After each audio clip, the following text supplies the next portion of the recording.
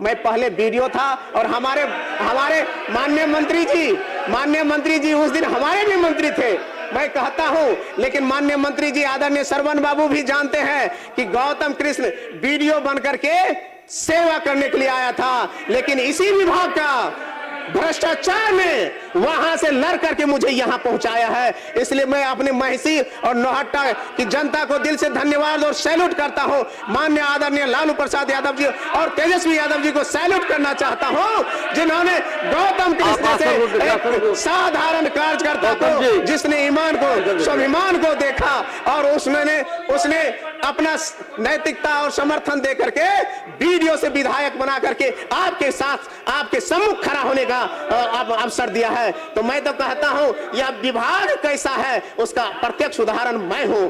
और मेरे resign letter आपको नेट पे मिल जाएगा अध्यक्ष महोदय, और उस समय की खामियों का मैंने जिक्र किया है। और रिजाइन करते हुए उस रिजाइन लेटर में मैंने लिखा था कि मात्र 14 महीने के जो संक्षिप्त मेरे कार्यकाल थे, 14 महीने के संक्षिप्त कार्यकाल में जो मैंने देखा है, 14 महीने एक ईमानदार अधिकारी को किस तरह से तंग किया जाता है, इसका जिक्र मैंने उसमें किया है।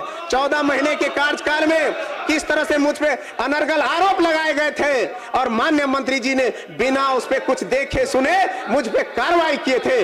और मैं माननीय मंत्री जी की प्रति आभार व्यक्त करता हूं, शुक्रिया करता हूं और प्रणाम भी करता हूं। अगर आप भ्रष्टाचारियों का साथ नहीं दिए होते तो गौतम कृष्ण ईमान के साथ यहां खड़ा नहीं होता।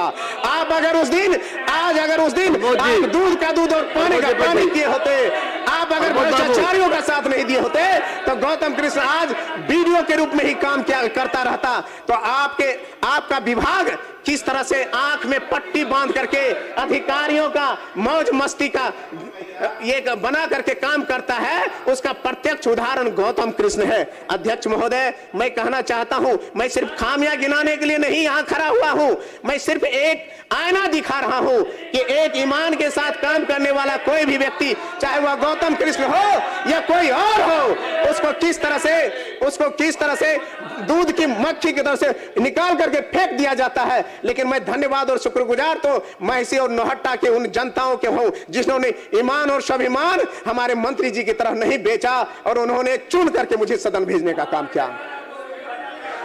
मैं यही कहना चाहता हूं अध्यक्ष महोदय, जिस प्रासंगिक विषय के आलोक में मैं यहां खड़ा हूं, इस विषय से कोई आदमी अछूता नहीं है। मनरेगा जब आया एक बड़ा संकल्प लेकर के आया, हर हाथ में रोजगार होगा, 100 दिन का रोजगार होगा, 15 दिन में उसको पैसे मिलेंगे, हर चीज होगा।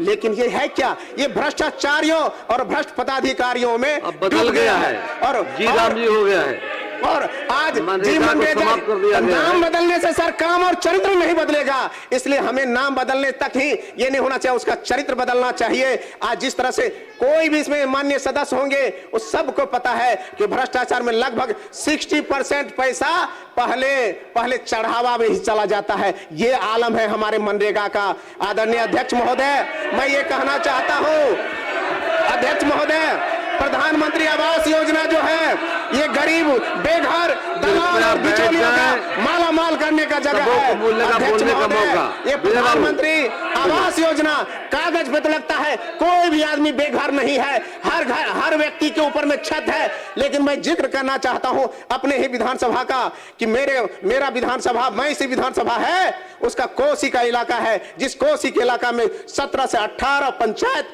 कोसी के बांध के बीच पेट में बसता है। महोदय, एक बार किसी से दिखवा लिया जाए, किसी के घर पे छत और पक्का मकान नहीं होगा। ये प्रधानमंत्री आवास योजना का खुलेआम लूट नहीं तो और क्या है।